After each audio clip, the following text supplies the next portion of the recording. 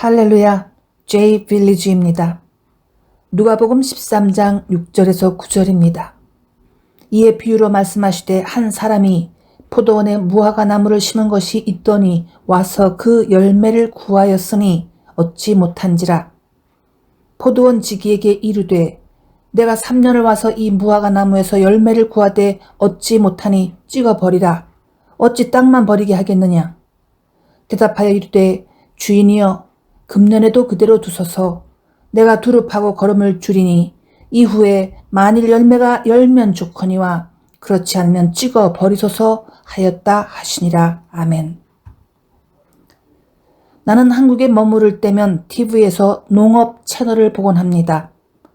거기엔 좋은 프로그램들이 많이 있는데 어떻게 과일나무, 채소, 온갖 농작물들을 잘 키우는가, 어떻게 목장을 관리하고 소들을 건강하게 잘 키울 수 있나 등등 농부들의 노력과 애환과 여러 정보들을 흥미롭게 보여줍니다. 게다가 요즘은 많은 도시인들이 시골에 있는 자기 고향으로 돌아가 농사를 지으려 하고 또는 농사를 전혀 모르는 도시인들도 농사를 배우려 하는 일들이 많이 생겨서 그들의 성공과 실패들도 보여줍니다. 어느 날 주님께서는 무화과 나무에 대한 말씀을 하셨는데 먼저 한 사람이 포도원에 무화과 나무를 심은 것이 있다 그렇게 말씀하셨습니다. 그러면 왜 포도원에 무화과 나무를 심었다고 하셨을까요? 이것은 포도원에 포도나무와 무화과 나무를 같이 심었다 그러한 뜻은 아닙니다. 어떻게 하냐고요? 신명기 22장 9절입니다. 내 포도원에 두 종자를 섞어 뿌리지 말라.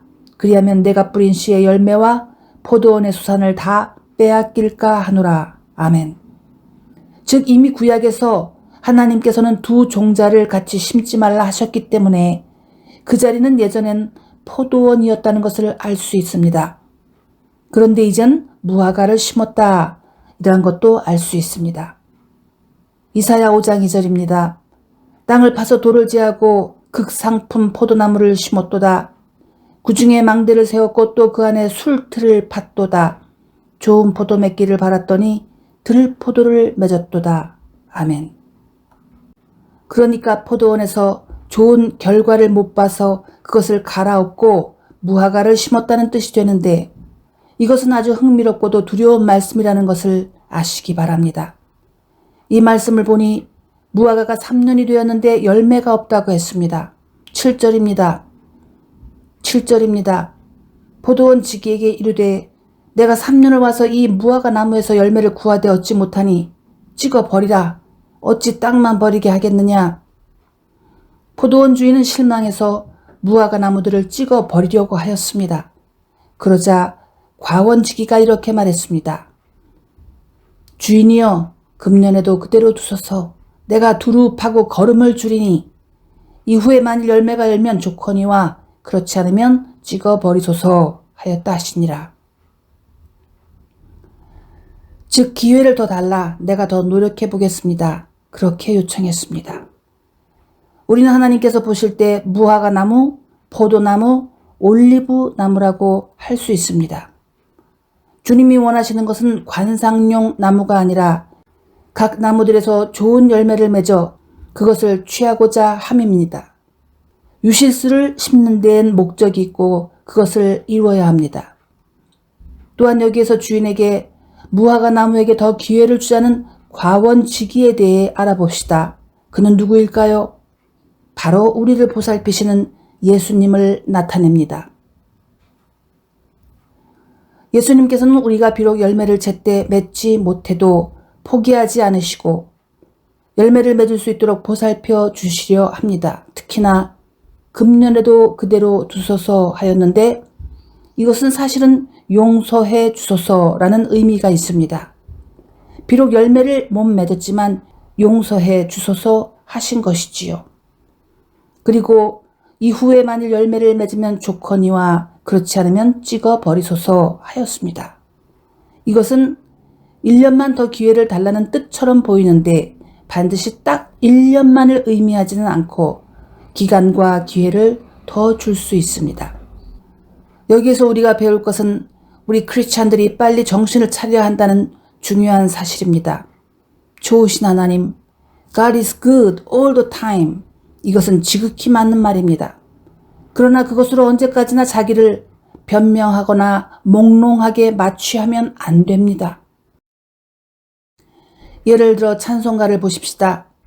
거기에는 주님의 사랑과 희생에 대한 찬송도 있으나 또한 회개하고 용서를 구하는 찬송도 있고 결단하고 잘 따르겠다는 결단의 찬송들도 있습니다. 그리고 성경을 보십시오. 만약 하나님께서 아무것도 가르치지 않으시고 그저 좋으신 하나님만 말씀하신다면 성경이 왜 필요하겠습니까? 게다가 성경이 그렇게 두껍고 무거울 필요도 없겠지요. 그냥 종이 한 장에 좋으신 하나님, God is good all the time 이렇게 쓰면 됩니다. 여러분, 주님께서는 우리에게 변화할 것을 요구하시고 성장할 것을 요구하시는 줄 믿으시기를 바랍니다. 나는 한 번은 농업방송에서 달팽이를 키우는 젊은 농부들을 보았습니다. 그들은 좋은 시설을 만들기 위해 비용을 많이 투자한 것으로 보입니다. 와, 달팽이에게 쾌적하고 좋은 집을 만들어주고 여러 비싼 시설들도 투자했습니다. 정말 쉬운 일이 아닌 것 같습니다. 어쨌든 커다랗게 성장한 달팽이는 판매가 되어 열심히 일한 주인에게 소득을 줄 수 있습니다.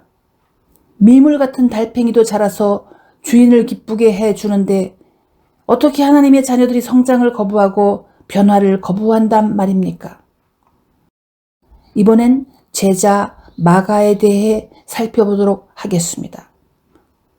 성경에는 요한이라는 이름이 나오는데 같은 이름을 가진 이들이 여러 명 있었습니다. 세례 요한도 있고 사도 요한도 있고 한 명 더 마가 요한이 있었습니다. 바로 마가 복음을 쓴 사람입니다. 그런데 이 마가 때문에 어떤 유쾌하지 않은 일이 생겼습니다. 사도행전 15장 36절에서 40절입니다. 며칠 후에 바울이 바나바로 말하되 우리가 주의 말씀을 전한 각 성으로 다시 가서 형제들이 어떠한가 방문하자 하고 바나바는 마가라 하는 요한도 데리고 가고자 하나 바울은 밤빌리아에서 자기들을 떠나 함께 일하러 가지 아니한 자를 데리고 가는 것이 옳지 않다 하여 서로 심히 다투어 피차 갈라서니 바나바는 마가를 데리고 배 타고 구브로로 가고 바울은 신라를 택한 후에 형제들에게 주의 은혜의 부탁함을 받고 떠나 수리아와 길리기아로 다니며 교회들을 견고하게 하니라. 아멘. 와, 마가 때문에 그동안 일을 잘하던 두 사도가 갈라졌으니 정말 심각하군요. 성경을 보면 마가의 어머니 마리아는 예수님께서 마지막 유월절을 지내도록 방을 내주었고 그곳에서 주님은 제자들과 함께 최후의 만찬을 하셨습니다. 그 후 예수님의 승천 후에 제자들은 다시 마리아의 다락방에 모여 성령께서 오시길 기도했었던 적이 있습니다. 마리아의 집은 아주 부자였다고 알려지고 다락방이라고 해서 조그마한 공간이 아니고 120명이나 모여 기도할 수 있는 큰 장소였습니다. 그뿐 아니라 베드로가 잡혀서 감옥에 갇혔을 때 있었던 일입니다. 사도행전 12장 5절입니다. 이에 베드로는 옥에 갇혔고 교회는 그를 위하여 간절히 하나님께 기도하더라. 아멘. 그때 교인들이 베드로가 걱정되어 모여서 기도했는데 바로 마리아의 집에서 모여 기도하였다고 했습니다. 그러면 이것이 어떻게 마리아의 집인가 알 수 있을까요? 11절과 12절입니다. 이에 베드로가 정신이 들어 이르되 내가 이제야 참으로 주께서 그의 천사를 보내어 나를 헤롯의 손과 유대 백성의 모든 기대에서 벗어나게 하신 줄 알겠노라 하여 깨닫고 마가라 하는 요한의 어머니 마리아의 집에 가니 여러 사람이 거기에 모여 기도하고 있더라. 아멘. 하나님의 천사가 베드로를 구해준 후 그는 머뭇거리지 않고 곧장 어느 장소로 갔습니다. 그곳은 마가라 하는 요한의 어머니 바로 마리아의 집이라고 했습니다.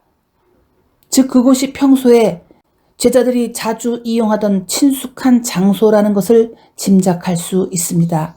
그래서 베드로가 당연하게 그곳으로 찾아간 것이지요. 이렇게 사도들과 협력하고 많은 교제를 갖던 마리아에게 아들이 있었습니다.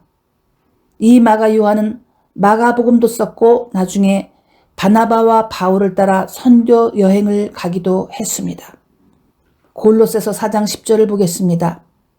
나와 함께 갇힌 아리스다고와 바나바의 생질 마가와 이 마가에 대하여 너희가 명을 받았음에 그가 이르거든 영접하라. 여기를 보니까 바나바와 마가는 삼촌과 조카 사이라고 기록되어 있는데 이때는 이미 마가 요한이 바울의 든든한 동역자로 일할 때였습니다. 그러나 사도행전에서 선교 여행을 다니던 당시에는 마가 요한은 선교 여행을 고생하면서 따라다닐 만큼 성숙하진 못했던 상태였습니다. 그래서 바나바와 바울 사이에 다툼이 생겼습니다. 부잣집에서 곱게 큰 마가는 여기저기 불편하고도 위험한 여행을 하며 거친 사역을 감당할 만큼 그릇이 준비되지 못해서 문제를 만들었던 것이라 두 사도 간의 다툼을 만드는 원인을 제공했습니다. 결국 두 사도는 다투고 갈라섰으나 후에 세월이 많이 흘러 마가는 사도 바울에게 큰 힘이 되는 성숙한 주님의 일꾼으로 변화되었습니다. 디모데후서 4장 11절입니다. 누가만 나와 함께 있느니라. 내가 올 때 마가를 데리고 오라. 그가 나의 일에 유익하니라. 아멘. 즉 아주 오랜만에 마가를 보겠다고 한 게 아니라 그 이전에 이미 바울과 마가는 같이 힘든 사역을 여러 번 하고 있었던 것을 아시길 바랍니다. 이것은 마가 요한의 변화와 사도 바울이 만족할 만큼 강해진 것을 보여줍니다. 바로 이런 것을 주님은 우리에게도 원하십니다. 마가는 열매 없는 무화과 나무에서 좋은 열매를 맺는 나무로 변화한 것이지요. 우리가 즐겨 부르는 찬송 중에 이런 찬송이 있습니다. 나 주의 도움 받고자 주 예수님께 빕니다. 그 구원 허락하시사 날 받아주소서. 내 모습 이대로 날 받아주소서. 날 위해 돌아가신 주 날 받아주소서. 이 찬송은 우리가 연약하고 힘이 없을 때 부르기 좋은 찬송으로 우리의 약한 모습을 겸손히 고백하며 은혜를 구하는 곡입니다. 그럼에도 믿는 자가 처음 믿을 때부터 수십 년이 흘러 죽을 때까지 변화할 생각은 않고 어제나 오늘이나 내 모습 이대로만 반복하면 정말 옳지 않습니다. 물론 잘 성숙한 후에, 충성한 후에 겸허하게 내 모습 이대로 한다면 그것은 정말 겸손한 것이지만 평생을 자기 욕심대로 어리석게 살다가 아쉬운 게 있으면 내 모습 이대로 이것을 반복한다면 그것은 열매 맺지 못하는 쓸모없는 무화과 나무인 것입니다. 알겠습니까? 베드로는 예수님이 위기에 처했을 때 자기에게 화가 미칠 것을 두려워해 예수님을 모른다 하였고 아주 위급하니까 저주까지 했습니다. 그러나 회개하고 그 다음엔 끝까지 주님을 위해 헌신하는 거룩한 사도로 자기를 드렸습니다. 그런가 하면 가룟 유다는 한 번도 주님에 대해 거역하는 말을 한 적이 없었습니다. 그저 마리아가 향유를 바칠 때 비싼 기름을 낭비한다고 가난한 사람을 도와주는 게 낫다고 잘난 척하면서 비난한 적은 있었지요. 게다가 예수님을 배신할 때도 주님을 뭐라고 불렀습니까? 이 사기꾼아, 가짜 메시아야 이렇게 말했습니까? 절대 아닙니다. 랍비여 하며 입맞춤까지 했었습니다.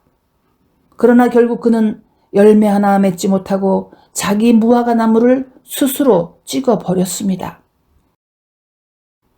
여러분은 어떤 삶을 살고자 합니까? 잘 생각하시고 스스로 결단하기 바랍니다. 기도하겠습니다. 하나님 아버지, 아버지는 정말 좋으신 하나님 아버지이십니다. 우리가 여러모로 부족해도 늘 인내하시고 새로이 기회를 주시고 회개할 은혜를 주시곤 합니다. 주님, 우리가 갈아엎은 포도원 같은 인생이 되지 않도록 도와주시기를 바랍니다. 또한 열매 맺지 못해 주인에게 버림받는 무화과 나무 같은 존재가 되지 않도록 도와주시기를 기도합니다. 오 예수님, 저희를 위해 중보해 주시고 새로운 기회를 얻을 수 있도록 힘을 주시니 감사합니다. 이 시간 더욱 믿음과 용기를 주셔서 큰 승리를 얻도록 능력으로 채워 주시옵소서. 예수 이름으로 명하노니 모든 게으름의 영들은 떠나갈지어다. 모든 게으름의 영들은 다 떠나갈지어다. 예수 이름으로 명하노니 시간에 맞춰 순종하지 못하고 미적거리게 만드는 게으름의 영들은 떠나갈지어다. 이것저것 변명거리를 찾는 교활한 마음은 변화를 받을지어다. 또한 갈라디아서 5장의 근거에 기도하노니 예수 이름으로 모든 음행과 더러운 일과 호색하는 것은 떠나갈지어다. 우상숭배와 술수는 떠나갈지어다. 예수 이름으로 원수를 맺는 것과 분쟁과 시기와 분노는 떠나갈지어다. 또한 당짓는 것과 불리함과 이단은 떠나갈지어다. 투기와 술취함과 방탕함은 우리 개인의 생활 속에서 가정에서 떠나갈지어다. 나사렛 예수 이름으로 명하노니 모든 더럽고 추악한 것들은 한 길로 왔다가 7길로 떠나갈지어다. 회개하지 않는 완악한 마음은 끊어질지어다. 회개하지 않는 교활한 마음은 끊어질지어다. 예수 이름으로 성령의 불이 임할지어다. 능력의 불이 각 개인마다 가정마다 임할지어다. 거룩하게 하는 성령의 불이 임할지어다. 예수 이름으로 성령의 생수가 임할지어다. 예수 이름으로 성령의 생수가 임할지어다. 메마르고 건조한 심령마다 생수의 은혜가 넘칠지어다. 각 가정마다 가족마다 신선한 생수의 기적이 임할지어다. 사업장마다 신선한 물이 넘칠지어다. 나사렛 예수 이름으로 성령의 바람이 임할지어다. 더럽고 악취나는 곳마다 바람의 역사가 나타날지어다. 부드러운 미풍으로 임할지어다. 강력한 허리케인으로 임할지어다. 새롭게 하시는 치유가 바람과 함께 나타날지어다. 예수 이름으로 각종 질병들은 떠나갈지어다. 각종 암 질환들은 떠나갈지어다. 암덩어리가 녹을지어다. 암덩어리가 녹을지어다. 성령의 불로 예수님의 보혈로 암세포가 녹을지어다. 각종 종양들이 계속 녹아질지어다. 어떠한 암병이라도 다 떠나가고 건강이 임할지어다. 주여 예수 이름으로 머리끝부터 발끝까지 각종 뼈 질환은 치유될지어다. 성령의 거룩한 불이 온몸의 뼈 마디마디에 들어갈지어다. 깊이 깊이 침투할지어다. 더러운 것, 약한 것, 병든 것을 제거하고 정상으로 회복될지어다. 나사렛 예수 이름으로 각종 신경질환은 정상이 될지어다. 각종 염증과 류마티스와 신경통은 떠나가고 정상이 될지어다. 온몸의 오장육부가 정결해질지어다. 주여 예수 이름으로 주님께서 창조하신 그대로 아름답고 건강해지도록 도와주시옵소서. 모든 바이러스와 박테리아들은 다 떠나갈지어다. 각종 기생충도 다 녹아지고 빠져나갈지어다. 예수 이름으로 집안마다 유전병은 떠나갈지어다. 부모로부터 내려온 저주의 질병들은 끊어질지어다. 예수님의 보혈로 당뇨병은 떠나가라. 고혈압은 떠나가라. 비염은 떠나가고 축농증도 떠나갈지어다. 얼굴의 이목구비의 각종 질병들은 다 떠나갈지어다. 예수 이름으로 눈이 밝아질지어다. 눈에 성령의 불이 임할지어다. 각종 안 질환들이 끊어질지어다. 귀가 밝아질지어다. 귀 속에 성령의 불이 임할지어다. 영안이 열릴지어다. 영의 귀가 열릴지어다. 나사렛 예수 이름으로 가난의 영은 떠나갈지어다. 성령의 불로 가난의 영, 결박의 영, 궁핍하게 하는 영들은 7길로 떠나갈지어다. 비즈니스의 큰 복이 임할지어다. 크고 작은 비즈니스마다 기적이 임할지어다. 각 직장에 큰 은혜가 임할지어다. 크고 작은 직장마다 큰 기적이 임할지어다. 예수님의 보혈의 능력으로 비즈니스마다 계약들이 이루어질지어다. 도중에 유산되지 않고 열매를 맺을지어다. 계약들이 이루어질지어다. 하는 일마다 30배, 60배, 100배의 결실이 임할지어다. 사업상 만나는 사람마다 마음이 열릴지어다. 좋은 대화와 교제가 이루어질지어다. 100배의 기적이 나타날지어다. 100배의 기적이 발생할지어다. 십자가의 능력으로 각 가정마다 평안이 넘칠지어다. 생수가 넘칠지어다. 기쁨과 넘치는 대화와 연합이 이루어질지어다. 온 가족들이, 형제자매들이, 친척들이 다 평안할지어다. 집집마다 구원의 역사가 흘러갈지어다. 집집마다 전도의 열매가 맺힐지어다. 예수님의 이름으로 믿음과 소망과 사랑이 넘칠지어다. 7배로 넘칠지어다. 주여 감사합니다. 감사합니다. 주님을 찬양합니다. 주여 주님을 높입니다. 하나님 아버지 감사합니다. 예수님 감사합니다. 성령 하나님 감사합니다. 주여 영광을 받아 주시옵소서. 예수님의 이름으로 기도드립니다. 아멘. God bless you.